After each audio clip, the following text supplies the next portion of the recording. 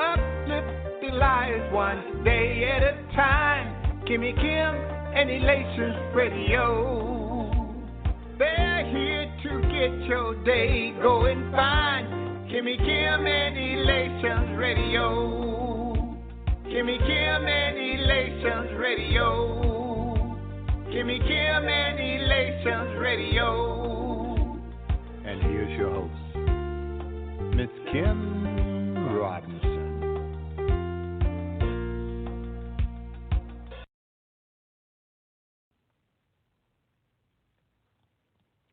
Hey, it's your Destiny Coach, Clarita Hatton-Jackson, with Blue Flame Moments Radio Show. I want you to make sure you tune in right here to Elation Radio with Kimmy Kim to hear my show, Blue Flame Moments Radio Show. You can learn more about me at Clarita Music on all social media, and tune in to Elation Radio with Kimmy Kim.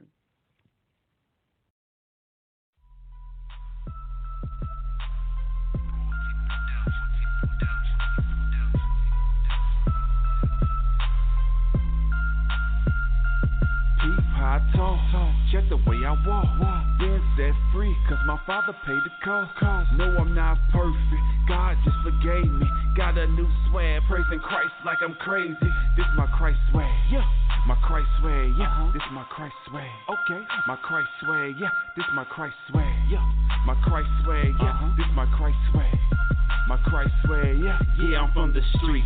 South of the arch, man, where I used to drink, roll up, and used to spark, man. Now I got my head straight, shining like $1 million bucks. Christ elevated me, going past the ceiling, bruh. St. Louis City, God Squad t-shirt. Homie, how you doing? Pleased to meet you, this my rebirth. Addicted to the word, it's pumping through my artery. Faith on the meal, the swag is a part of me. Now my glow bright, soul's been redeemed. Covered in the blood, no shower, cause I'm clean. Done playing games, rid of the Xbox, almost flatline. But Christ made my chest pop, walked on the edge. The devil made me wobble. Jesus took the wheel, fast forward full throttle. Still in the hood, got that street slang. Mixed with the spirit, it's a G thing. Keep how I talk, check the way I walk. Been set free, cause my father paid the cost. No, I'm not perfect, God just forgave me. Got a new swag, praising Christ like I'm crazy. This my Christ swag, yeah. My Christ swag, yeah. This my Christ swag, okay. Yeah. My Christ swag, yeah. God Squad, bruh. Swag, yeah. My Christ swag, yeah. This my Christ swag, Cardiac. My Christ swag, yeah. Look. My whole style come from Christ, yeah. So own it, no sir, you can't put a price. Like white on rice, I got his blood on me. To be honest, I just care about my guy, homie. And if I'm only living for him, it don't really even matter what y'all think of me. Opinions, you can let them be. I'm killing it, I let them see. The old me is gone. Keep the demons out my heart, then Christ found a home. Yeah. No more Patron or nitrous. I might just give God a praise with my best. He's high, yes. Glory in here. Hallelujah, yes, sir. Put my trust in the Lord. I ain't having no fear. No, I don't have a care. Besides pleasing my Father, tell any hater you see, man, don't even bother. Cause Jesus is my medicine. I ain't never hurting. Catching waves of his glory, man, I'm Christ swag surfing. Yeah. I talk, check the way I walk. Been set free, cause my Father paid the cost. No, I'm not perfect, God just forgave me. Got a new swag, praising Christ like I'm crazy. This my Christ swag, yeah. My Christ swag, yeah. This my Christ swag, okay. My Christ swag, yeah. This my Christ swag, yeah. My Christ swag, yeah. This my Christ swag, God Squad. My Christ swag, yeah. Okay, I get it from my father. Head to toe swinging on that word, that's the motto. Yeah. Used to be a up or down flipper like the Lotto. Roll with big drinking ST, old squad though. Now I'm aiming at the world with that blessed scope. Hard repetition, stay flexing, holy rollers know. When you see that light shine, this ain't baby dough. He ain't got a VVS on him, what a freak show. No, but I'm close with my father though. I ain't Leroy, but the boy got a lot of glow. Took a whole lot of laying out to kill his ego. Missing my whole purpose like Shaq with them free throws. If you rap in vain, can't edify the people. Swag on 100, gaining speed, adios flow. and I'm top flow, reaching for his glory. You think I got some swag? Christ the one that poured it on me. I talk, just the way I walk. Been set free, cause my father paid the cost. No, I'm not perfect, God just forgave me. Got a new swag, praising Christ like I'm crazy. This my Christ swag, yeah. My Christ swag, yeah. This my Christ swag, okay. My Christ swag, yeah. This my Christ swag, yeah. My Christ swag, yeah. This my Christ swag. My Christ swag, yeah.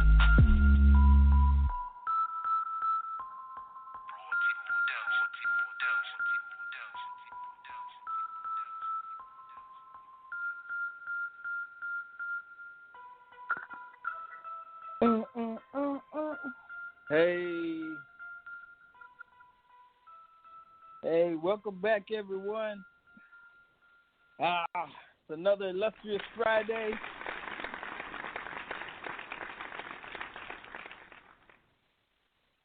Welcome back. I tell you what, it's been a good week. I have been super busy, but wow. Anxious to go ahead and get started tonight, but I'm going to take my time. Hope everybody had a good week, and hope God showed you the way. Hope he just continued to show you some things. I've been having some discussions this week, been talking to a few people, and this month we pretty much devoted to talking about kind of just exploring race in America and how it's affected our society over the hundreds of years. And we know that talking about race it can be a very difficult discussion. And so I had a couple of people on and have a couple of people on tonight, and we just want to kind of talk about it a little bit. I know I was reading, I have to pull it back up here, but I was reading some things out of Acts, and it basically talks about basically it says that we should not make it difficult for the Gentiles who are turning to God. And it's kind of funny how we can read the Bible, and that was out of Acts 15:19. It's just a quick summation of what it said, but it's kind of funny how we are children of God and we profess that, but a lot of times when it comes to our fellow man, we are unforgiving, and I myself am one of those people. So it's been good that we've been kind of talking about race a little bit this month, and I just it's made me.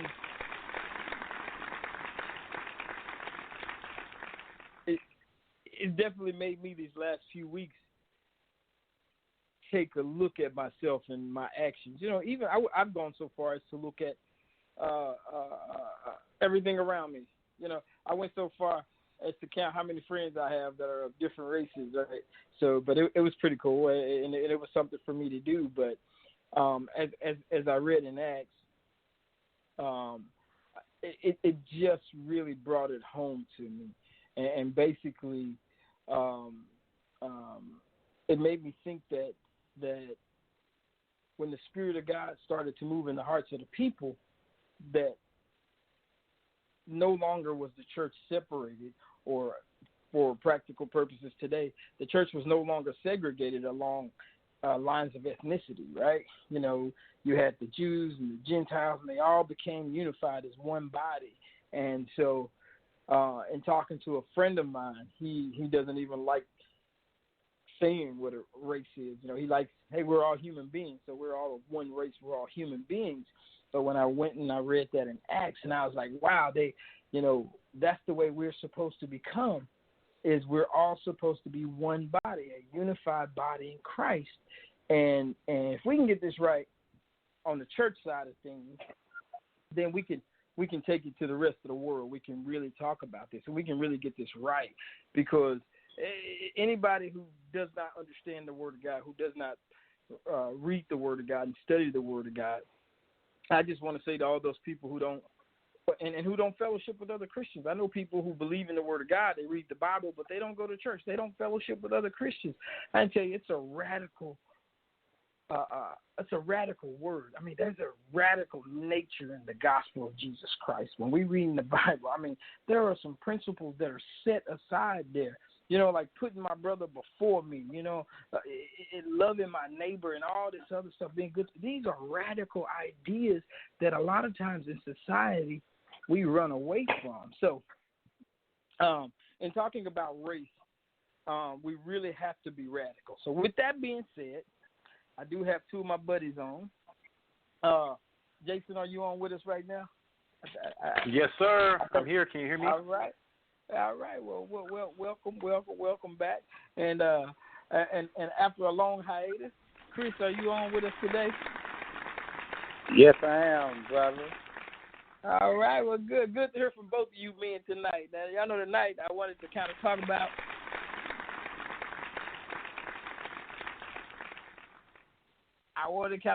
how race affects education.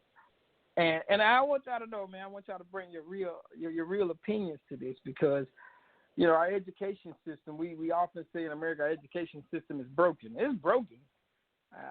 It is really broken, but I think that when it comes to race in our country, one of the reasons it's broken is simply the way we have everything set up. I mean, it's basically race itself is what's tearing it apart. We have certain areas who have all the perks, and then we have other areas who have little to no perks. Now, I know my conservative brothers have already schooled me on this and said, well, it ain't my fault you live in a neighborhood where people don't have good jobs.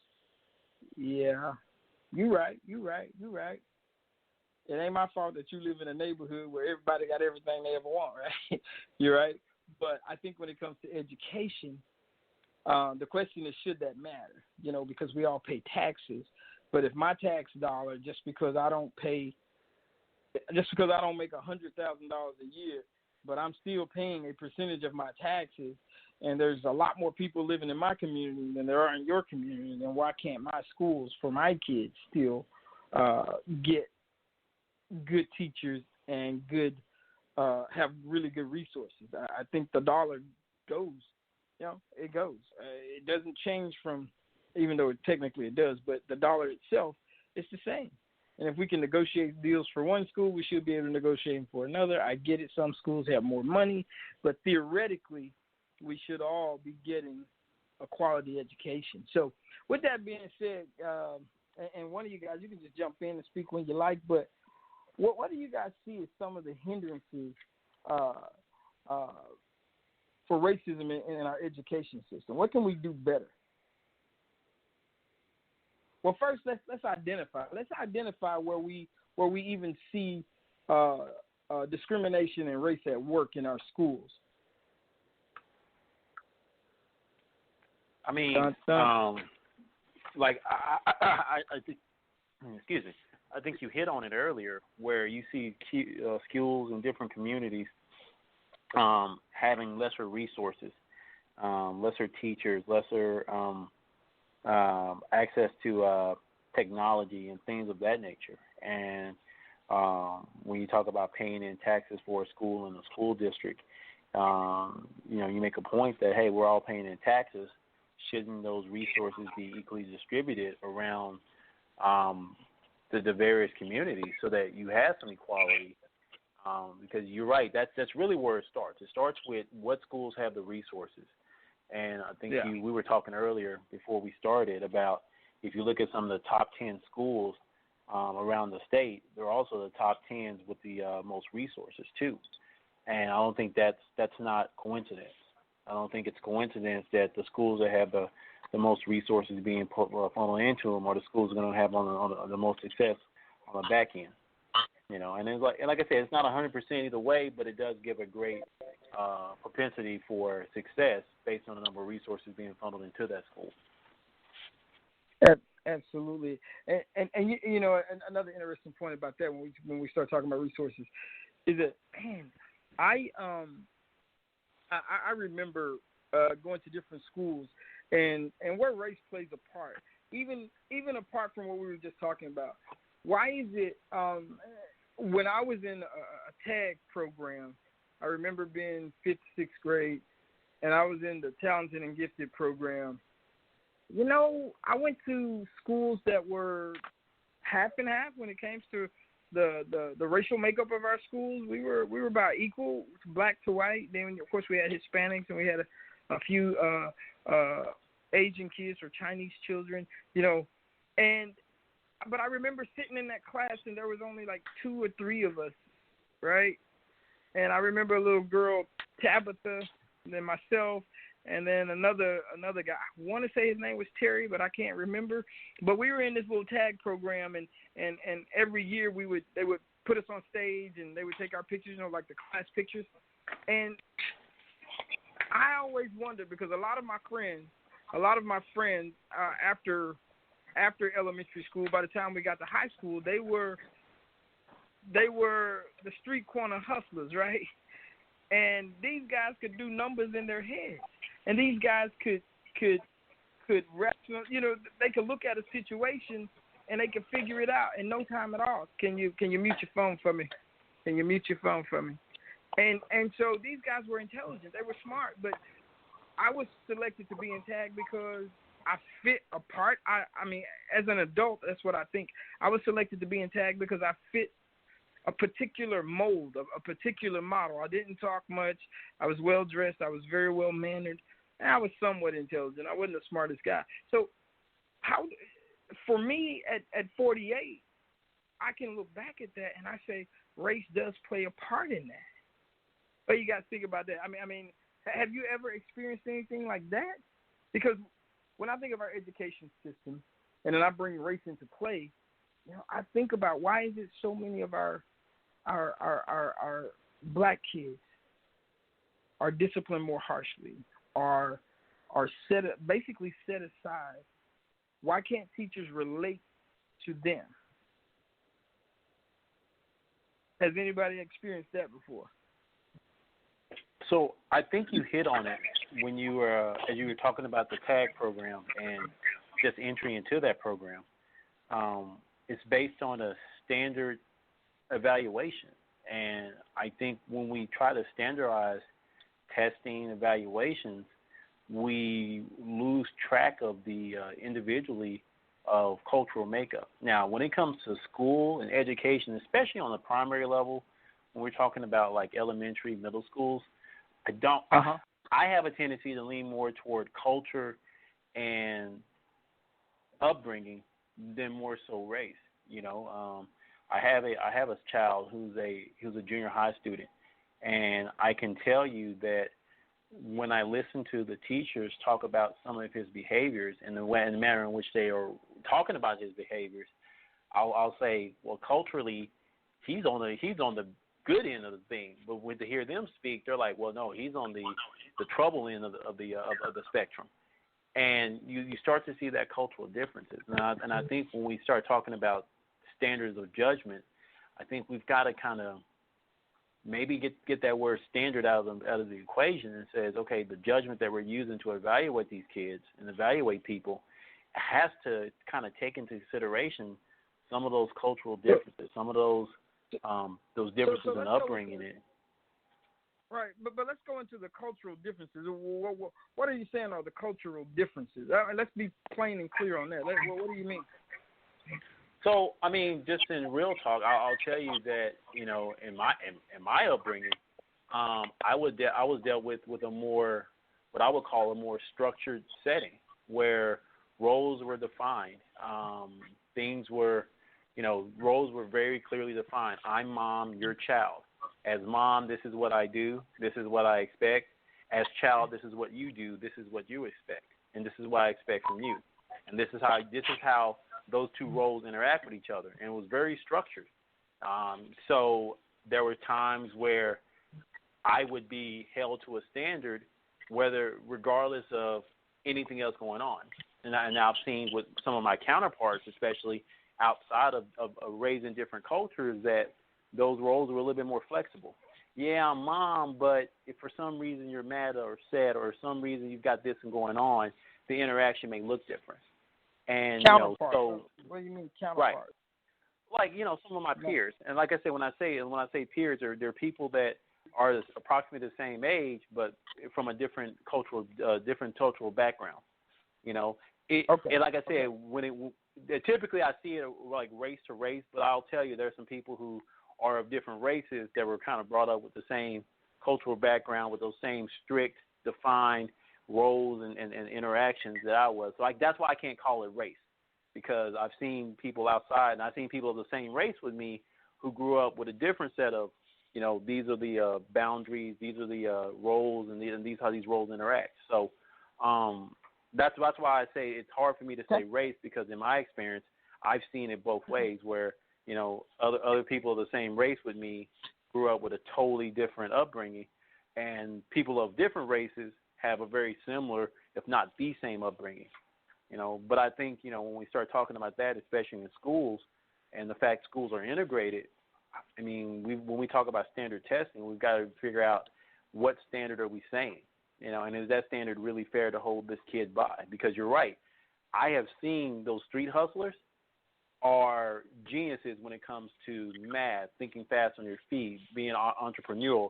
They've got abilities that people pay millions and millions of dollars for, but because it's expressed in a different manner, it's not given the same value as someone who expresses more in the mainstream. Okay.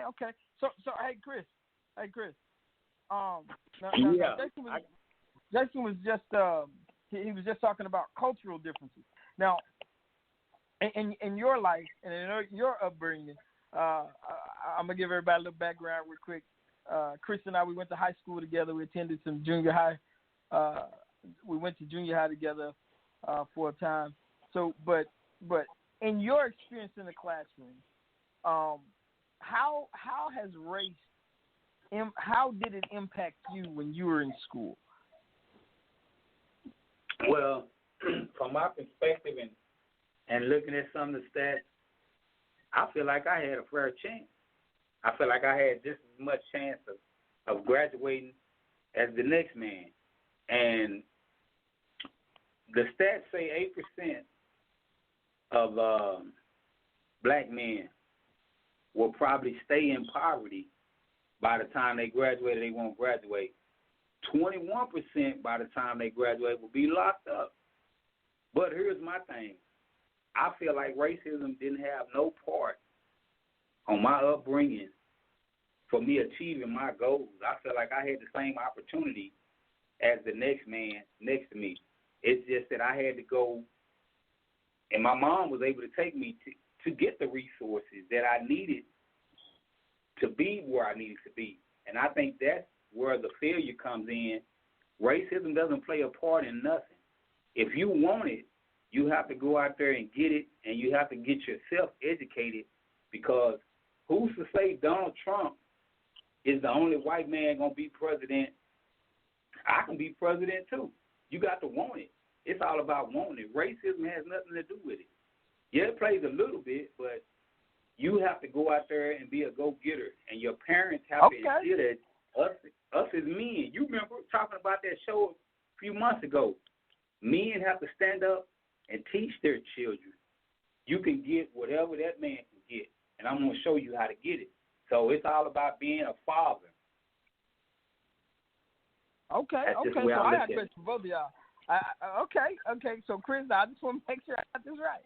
Now, Chris, you said race ain't had nothing to do with it. You got in there, you put in the work, and you were rewarded, right? Exactly. I graduated and everything. All right, Jason, yes. You said, all right, and so Jason, you said, you know what? It's not much about race; it's more about culture, right? Am I exactly. Those cultural right, differences. So I got a question for both of y'all. I'm sorry. Go ahead. Yeah, I was going to say those cultural differences does present challenges that aren't. I would say they're not uniform across the board. Understanding what Chris is saying, you have to work, but I think those cultural differences does provide barriers that not everybody faces. Okay, so I want to throw a statistic at the both of you, and I think I may have sent you this as well. Here's a statistic.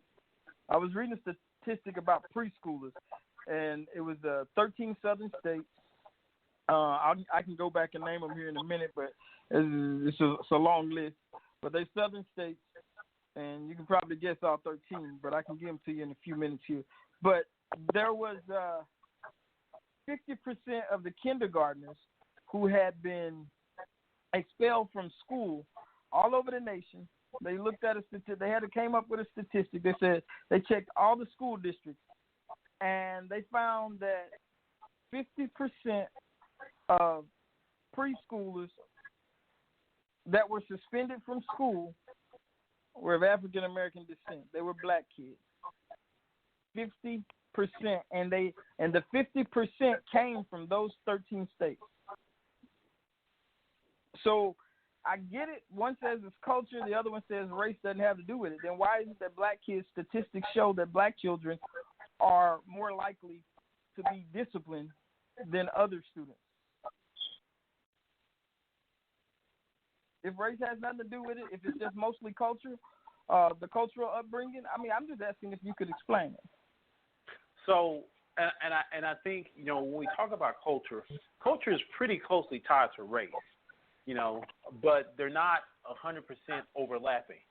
So I think in the vein where you said, the African American students were disciplined, I would still equate that to culture, and I would love to see that study go a step further, and instead of looking at it from a race perspective, look at it from okay, what kind of cultural background do these kids have, and what does that expulsion rate look like? Because I would guess that given those cultural differences, you may see an equal amount of expulsion rate outside that race.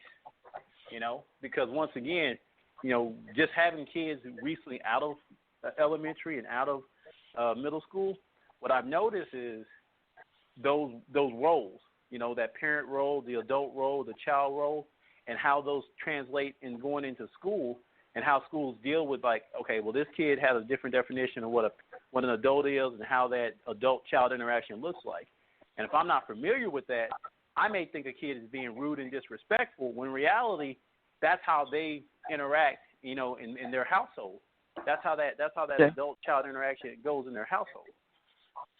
Okay, so, but that still doesn't, for me, it doesn't satisfy the answer. So, Chris, you got anything you want to add to that?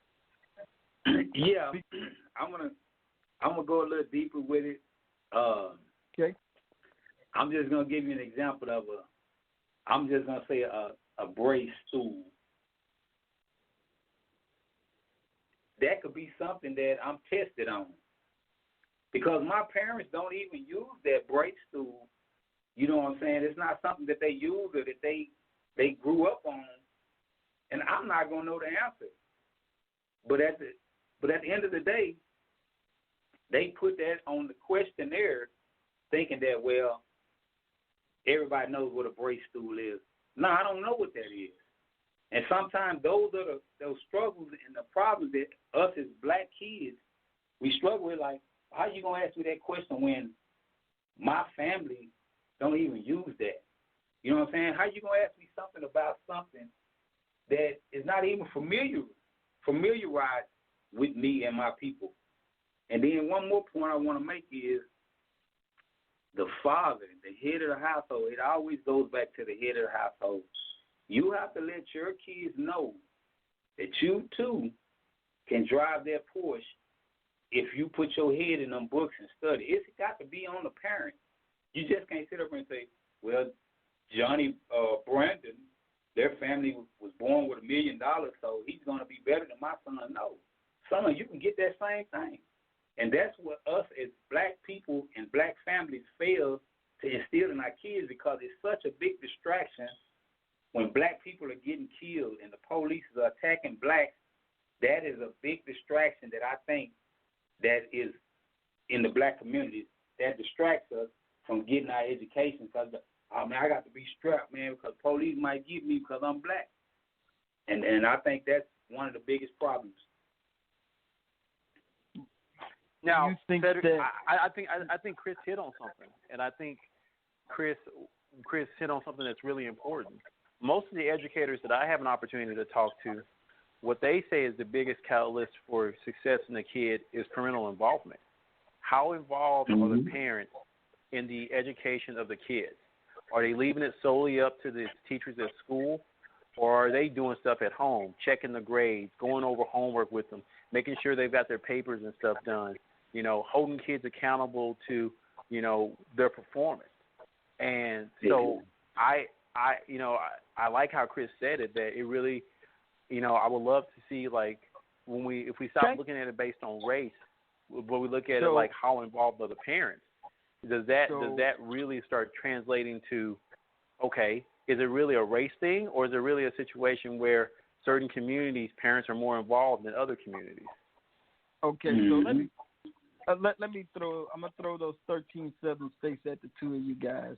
It was Alabama, Arkansas, Florida, Georgia, Kentucky, Louisiana, Mississippi, North Carolina, South Carolina, Tennessee, Texas, Virginia, West Virginia. All right. Now, what the study said, that they were responsible for 55% of the 1.2 million suspensions involving black students nationwide. Now, I hear what you guys are saying. So you're telling me that these 84 school districts, the black parents ain't involved. Chances are the culture is different. But they're responsible for 55% of the 1.2 million suspensions amongst black students in the country in 2016. All I'm saying, for me, I believe race does play a part in it, because early on, and this is a statistic you can read yourself, Southern Poverty Law Center, just go and look it up on their website, that early on in life, black kids are often defined as aggressive, right? They're defined as unbearable. I'm talking as young as 4 and 5 years old. And so I personally believe race does play a part.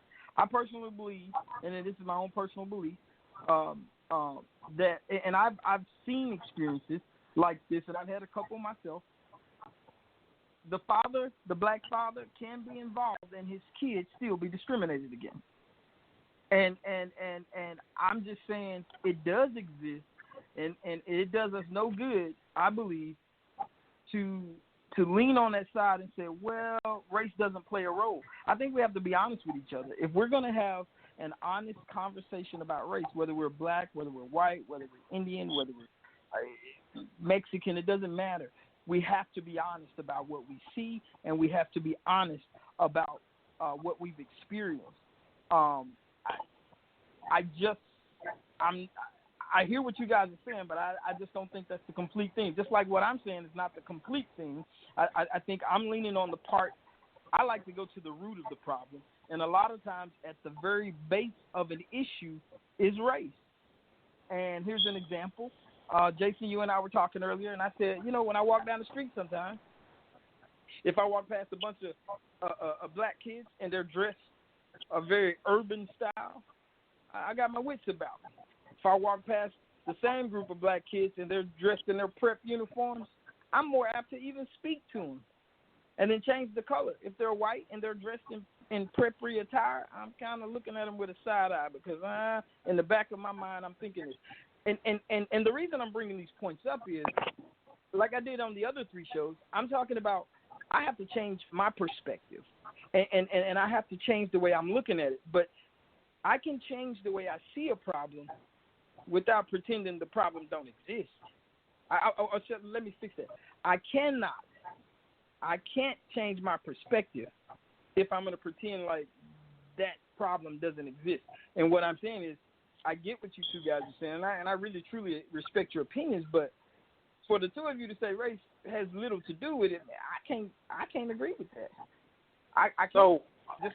I think to kind of elaborate my point, I do think parental involvement, I do think cultural upbringing plays a role in it, but I do think from a system perspective, those schools and the people who are making those evaluations, I think there is a gap there, because when we talk about standardized testing and standardized system of judgment, that standard is probably based on a culture that not everybody subscribes to. So I have in my head, well, this is how a kid is supposed to act for. Yeah, I have in my head, well, this is how a kid is supposed to act and behave, and it's based on a standard that this kid didn't grow up with. So So when I see the behavior in that child, I'm going to label it as disruptive, as aggressive, and all these negative labels. And I think that's a system thing that, no, the system can't do that. The system has to expand their judgment to include, recognize, hey, you know what, these kids are brought up differently. But here's the point in that, and here's the point I want to make about that, Jason. I'm glad you brought that point up. Then, as an educator, when you see this problem, why don't you, as an educator, take a moment and talk to this child? How many of us have had teachers pull us aside and say, whoa, wait a minute. Chris, have you ever had a teacher pull you to the side and say, Chris, come on now, you're a better person than this? Or did that teacher immediately send you to the office for disciplinary action? Have you ever had a teacher pull you to the side and talk to you? Yes, Miss Adams. You remember Miss Adams?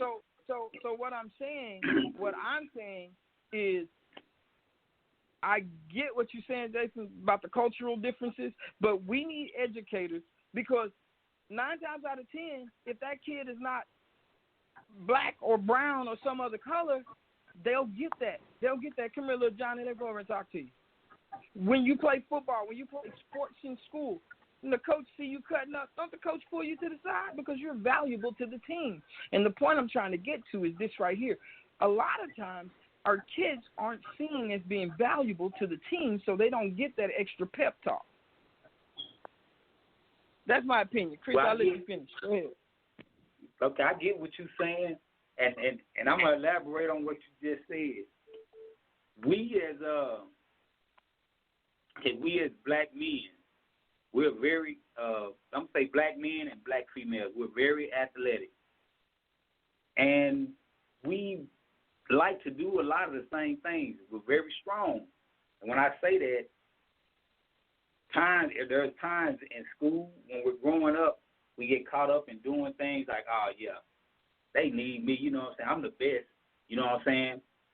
But at the end of the day, the person who brought me back to reality was my mama, my father. She was all that. She said, you know what? She said, you're going to be out there sleeping on the curb. Keep on playing at school and not getting your education. She kept me focused. It was easy for me to get sidetracked. That way I go over and hang over her. I'm the best on the basketball team. You know, the coach needs me.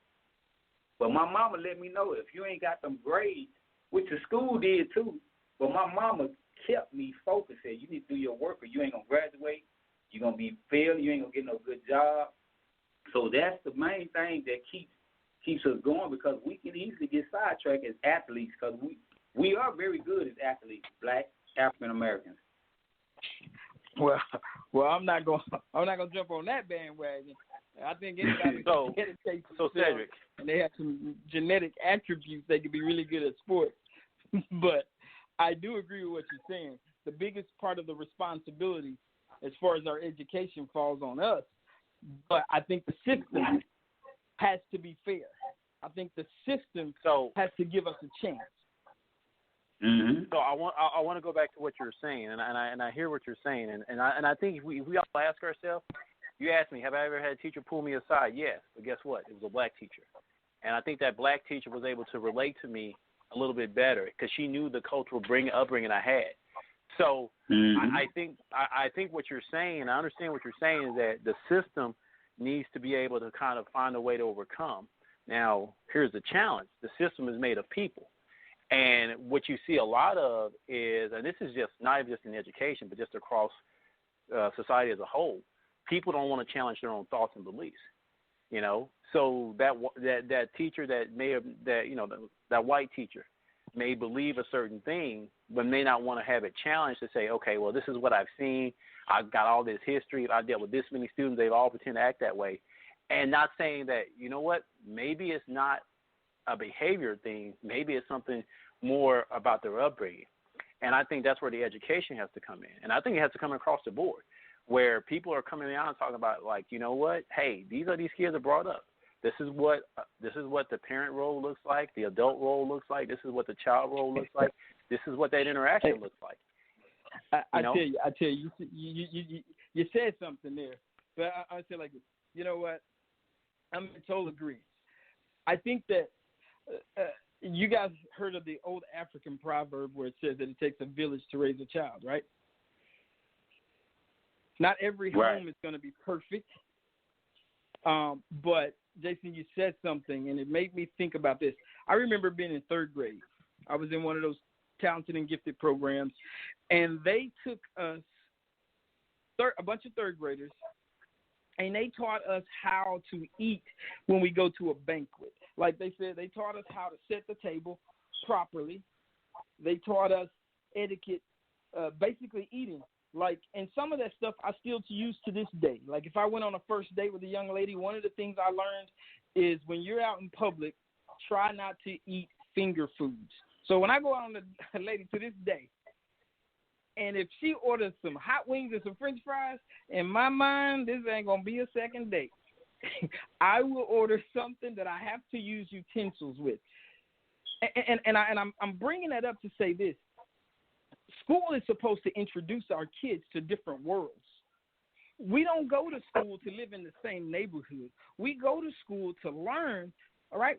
We learn the reading and writing and math and all that stuff, but we also learn about other cultures so that we can start to dream about going places. I know when I was a kid, I dreamed about going all over the world. And thank God I joined the military and I was able to do that, but I dreamed about that. They taught me about that. So when does teaching come into effect? Because as a parent, my parents could only teach me so much. My dad could not teach me how to be a successful businessman. He could teach me the principles of how it should work, but he couldn't teach me how to balance payroll worksheets and things of that nature. And what I found when I got to high school is I always tell you guys, I've always been given an opportunity. I've always been given a chance. I can never complain. I joined the Army. I got a chance to do everything I needed to do. But I've met people who were smarter than me, who were much more equipped than I, and they weren't given a chance. Why? Now, race is not the only reason, but since that's our topic of discussion today, how can we fix our education system so race is less the point? So we don't have to talk about race. So you don't have guys like me saying, well, you did my son or my daughter wrong because of their color. How do we fix that? How do we address that? Hey, I got one talk about it. Oh, go ahead, Chris. I want to elaborate on one thing you said while you were talking. Who set the standard to say that when I go out to eat, I can't order no chicken nuggets on a date and dip it in my dip and eat it? Whose standards are those? That's my Who standard. set the standards? That's my standard. Huh? That's my standard. That's well, my I'm just standard. saying. And then I got one more thing I want to say. You asked the question, I gave you an answer. Okay, and another thing is, who is Uncle Sam? Oh, come on, man. I don't think that's a relevant question. How relevant I'm is just that asking. It's something that was created when I said it to say this. It's something that was created by, and I'm not being racist. It was something that created by a white man. We didn't create Uncle Sam. You know what I'm saying? So if you want to go with racist, they started this. We didn't start the racism. Hold on. Back up, Chris. You said race had nothing to do with it. You just get out there and work hard and do your thing, and you're going to achieve. So that shouldn't bother you anyway, because you don't believe it's there. So no, I think I understand what Chris is saying. I think I understand what Chris is saying. It actually answers your question. How do we make the schools? Well, hold on. I think how you asked, how do we make sure that the schools are set up that people can succeed beyond the color of their skin? And it goes to, as Chris was talking about, standards. You know, he asked the question, who set the standard that this is the way you're supposed to act and behave in a certain environment? And we have cultural standards. That's not the standards question being he asked. set. Let us not be dreaming. That's not the question he asked. Maybe that's what he intended.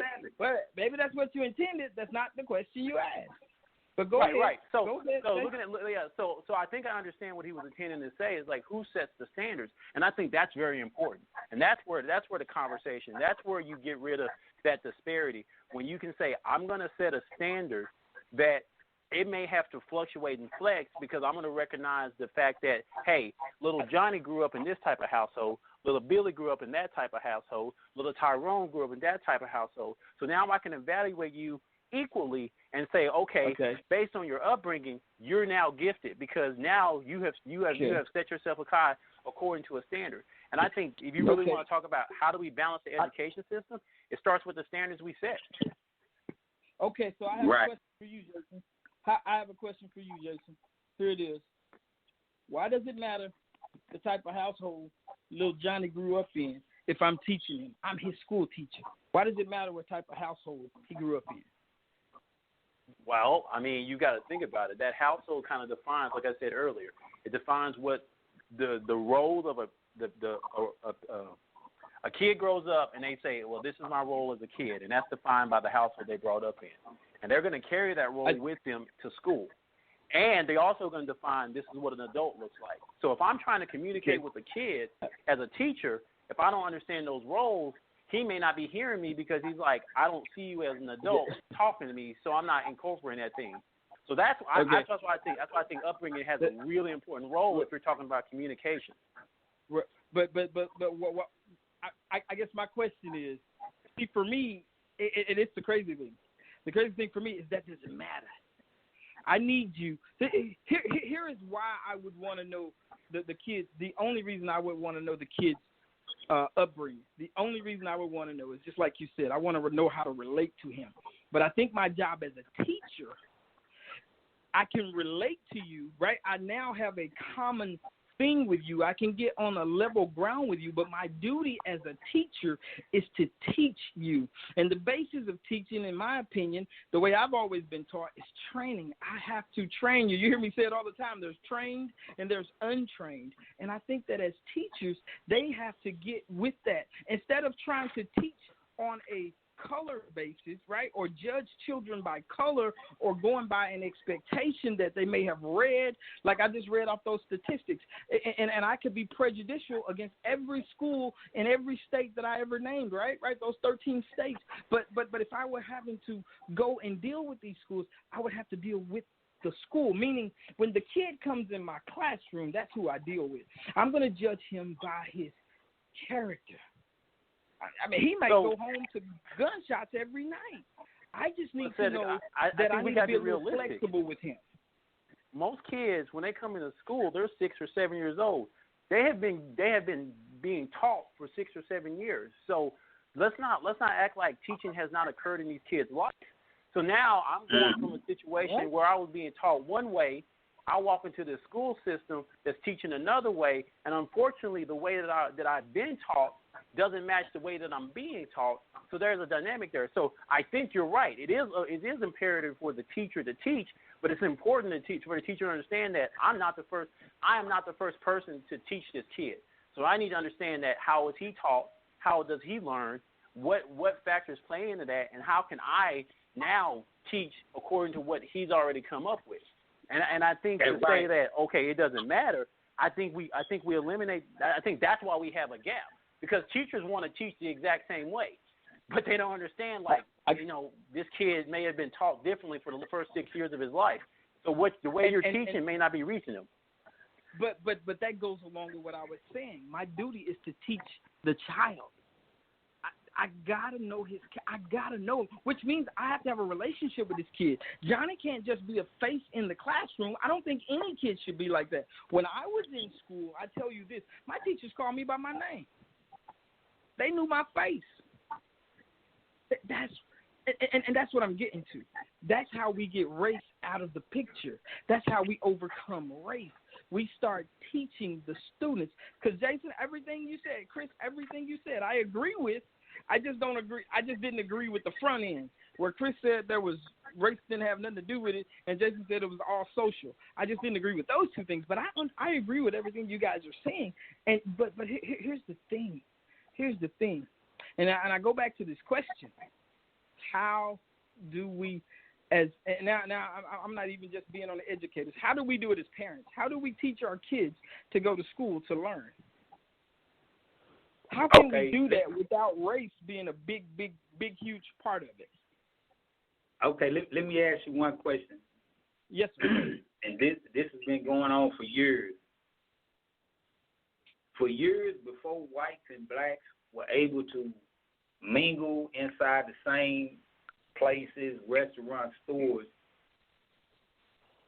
we were blinded. We'd walk by a restaurant that said whites only, right? So they're in there, they're putting their napkins on their shirts and stuff and sitting their forks to the left and the knives to the right or whatever. They're doing that. But at the same time, our parents are teaching us, well, put your napkin on your lap and make sure you know, as soon as blacks and whites get together, we go in the restaurant, I set my napkin on my lap like my mama taught me, but everybody else looking at me like, what is he doing? That ain't the way you do it. No, you can't. See, there's the big disparity right there. You can't say that I'm wrong and that they're right because they set the tone because we was not allowed to do so many things for so long. So you can't say right, that. But I'm struggling to understand the relevance. The relevance is they're saying that we're going to put this in the history books. This is the way to do it. And by the time we're able to mingle with them, and then we look in the history book, well, now my mama say, put it in my lap. You know what I'm saying? So what makes their history right? That's what I'm saying. Because our parents taught us to be nice and neat. It's just a little bit different from the way that they say we should be nice and neat. You feel me? Now, Chris, I think I understand what you're saying, and I think you know, just to understand what you're saying is like, you know, basically the same question: who sets the standard? And I think reality is this: we're part of a democratic society, and you know, there is a standard set. Now, that standard is supposed to be set by the majority of the people, and that majority kind of sets the standard in which we operate by. Now, we may not agree with it, we may not like it, but it is the standard. But to answer your question, Cedric, what should we do as parents? Well, if I know I'm sending my kid to a certain school and that school is going to teach a certain way, I need to at home familiarize my student to that style of teaching, so that when he walks in that door, he's not behind. He's able to kind of, because I've already taught him for 6 years before he stepped in that school. So now I've got to be able, okay, baby, they're going to teach you this. They're going to say these things to you. And this is how you incorporate that information and take that information and change it to knowledge. So that's really what parents have to do. They have to kind of understand, like, hey, the way I've taught my kid has worked in my home, and that's great. But now my kid is stepping outside my home, and he's stepping into this new system. And this system may teach him differently than what I taught him. So now, as a parent, I need to say, hey, how are you teaching my kids, and how can I incorporate that in my home life so that my kid's not struggling to learn? Because now he's getting it at home, and he's also getting it reinforced at school. So as parents, but see, that's where that parental involvement comes into. It's being able to kind of work with your kids and saying, okay, well, this is what we're dealing with, guys, and this is what we have to overcome. Well, I'm not used to them talking that way. I understand, baby, but this is what we're going to have to. We have to learn how to get used to it. So as an educator, what advice would you give? So for the teacher, I'm your child's teacher. What advice would you give? What would you request of me? What would you have me do? I would request that you work with me to say, hey, for the last 6 years, this is what I've been doing with little Johnny. This is how I've talked to little Johnny. This is how I've taught little Johnny, and this is how I've seen little Johnny respond. And I would ask that, maybe you can't cater your classroom to little Johnny, but take that in consideration as you go through the teaching, as you go through trying to give information to little Johnny so that he can actually learn, and you want to teach. Take that stuff in consideration, and that's what I would tell every educator to do. So in other words, you would be an involved parent. You would be involved in your kid's education. I needed to say that again because I need parents who might be listening to understand what you're getting at. Because I'm feeling you.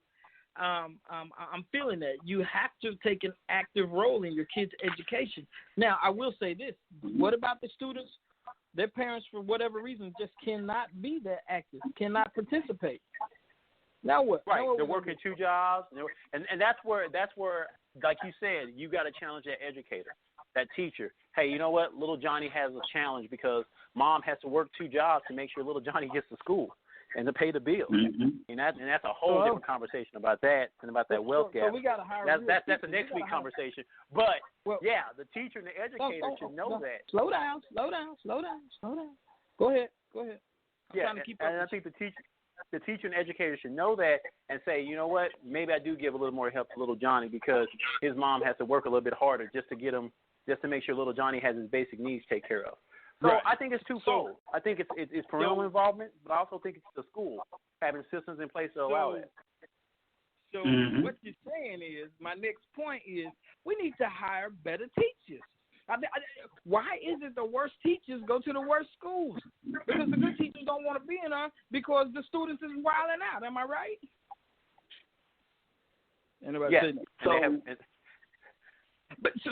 So another thing we can do to help ease the tensions in schools is to have better teachers, educators, true educators, not people who are going in there and just drawing a paycheck. Now, as a parent, as an involved parent, am I right? Now, Jason, you can really speak to this, I believe. As an involved parent, if you have a teacher who's disconnected from the class and refuses to be a good teacher, what do you do about that? Well, and that's when you as a parent. Just get fired. It just don't happen. This is what you as a parent do. You start talking to the principal. You start talking to the school district. You start talking to other parents. You start saying, like, hey, you know what? We're involved, and we see this happening. You know, we want to give, like, I always try to give the teacher the benefit of the doubt, but at some point you start seeing what it really is. It's like, hold on. You know what? This is something that, you know, I don't think is giving the kids the best chance for success. And as parents, we've got to make our voices heard, and we've got to let the principal know. The principal want to listen. We're going to go to his boss. We're going to go to the district. We're going to go to school board meetings. We're going to make as much noise as we need to make to order to affect change. And hiring better teachers is not the answer, because you just said hiring better teachers. You said the good teachers don't want to come to the schools where the bad kids are, so that's another issue. You need better security to control them kids, and maybe the better teachers want to come to that school. You feel me? Wait a minute. I'm laughing at that, but that's a serious matter right now. That's a serious matter these days. But I tell you what, I think we need security more. I think we need more security to keep guns out of the school than we do to keep kids in line. But because I have been in the past to different schools to sit in and to talk to certain troubled youth, right? And you're absolutely right. We need, check this out. I know y'all going to think I'm crazy, but even as volunteers, even as parents, we can volunteer to assist. Because check this out. School budgets are being sliced. They're being cut, especially nowadays. I don't know if y'all follow politics very much, but look in your local areas. You'll find that a lot of the school budgets are being cut way back. Some of the teachers that are being hired, they're being hired because they work for less, right? They work for less. They're not as good. But I'm thinking educators should be well paid. I'm sorry. I work in IT and I'm well paid. But I guarantee you, we need educators who are well paid so that they will stay on the job. Yes, there are going to be some troubled youth in school, but I think that when we get our school system back, we take it back from our bureaucrats. We take it back and we really take ownership of the school districts. I think that things can change. I don't say that the teachers, the school should raise the kids. I don't believe that. But there are some kids that the best day that they're going to have, the best part of their day is at school. Like, why are we cutting back school lunches? And again, why are we cutting back school lunches in the poor schools? Why are we doing that? I still say race plays a part in our education system. I do agree with the both of you. I wholeheartedly do. The raising of kids starts at home. It ends at home. I think schools are what I like to think of as a stopgap. We have to send our kids to school to get an education, but schools are also there. Check this out, Chris. You remember high school, right? I was a little small guy, right? Little ruddy little guy, right? Right. Now in JROTC, everybody knew me, right? Right. I was either the battalion XO or battalion commander. I was the top dog, right? Right. I was one of the top dogs, right? Now, I bring that point to say this. I used to have to go into every class, and I used to have to teach. I learned how to lead my peers. You know, like I know, Chris, I had no real power, did I? If I asked you to do something, the only real power I had was me asking you to do it, right? I had to learn to lead, right? And I'm saying that's a part of teaching. That's a part of being an adult. That's why I say we need to get the best quality teachers. We need to get real teachers.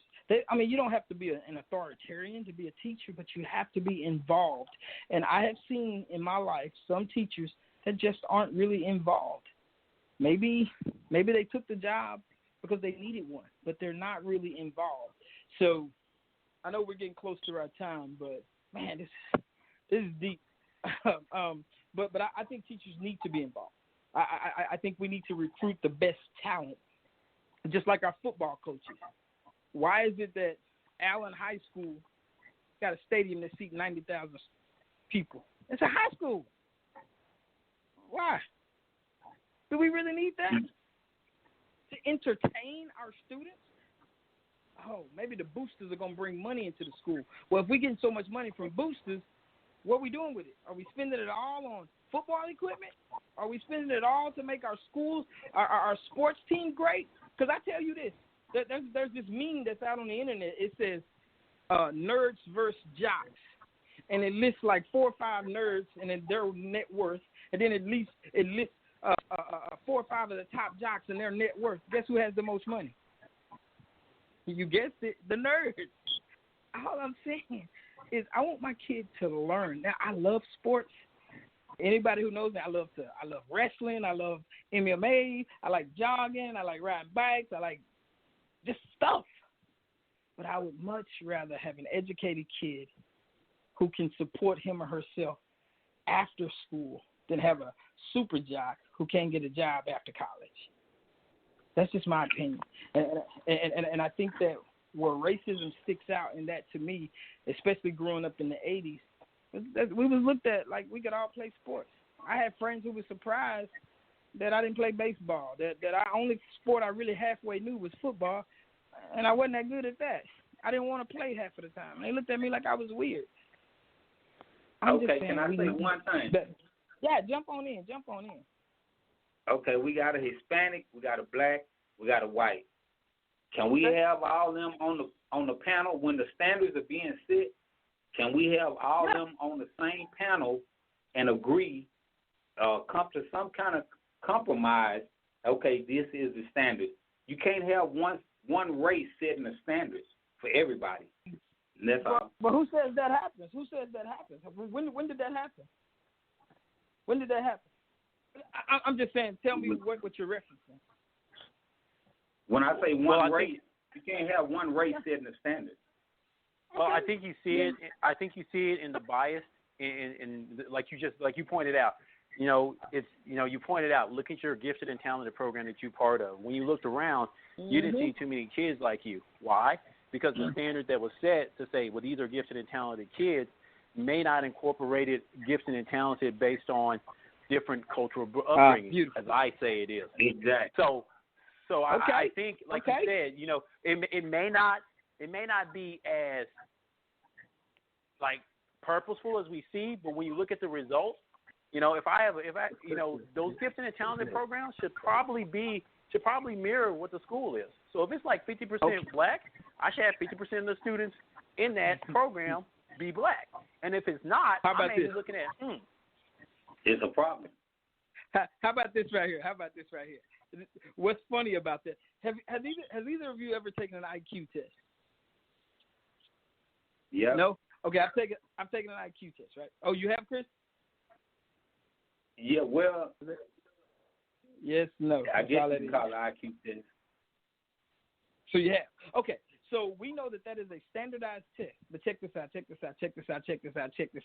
Growing up in South Dallas and in Pleasant Grove, when I was young, that test was foreign to me. Not until I got exposed to a bunch of different cultures and teachings and learnings did I understand what the test said. I think I'm not all that in favor of standardized testing. I'm like you, Jason. I can't really say test on culture. I think you test that person where they're strong. Like that drug dealer I mentioned who may be on the corner selling drugs. Some of my friends from back in elementary and junior high school. You see, if you would have given them a test that required them to memorize something, man, they would have aced it. Why?